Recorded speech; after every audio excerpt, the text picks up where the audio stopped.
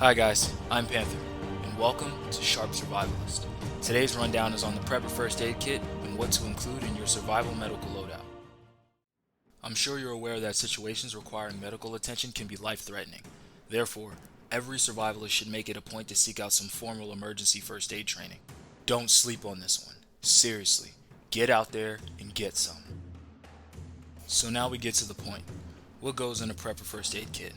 That answer will depend on the situation you're prepping for and your specific medical needs. There are various medical loadouts for different use cases, but there are universal items included in most general purpose first aid kits.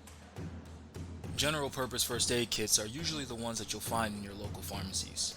Most of them will have the supplies you need to treat minor breaks, bruises, or bleeding if necessary. Antiseptic wipes, gauze bandages, and antibiotic ointment are just a few of the things you'll find in most standard first aid kits. Now let's talk about some case-specific first aid kits, which will definitely be a good idea to get your hands on.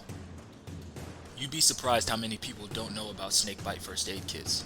It's never a bad idea to have one if snakes are in your area. Given the obvious fatality risk that comes with snake bites, a carefully selected kit can come in handy when you least expect it.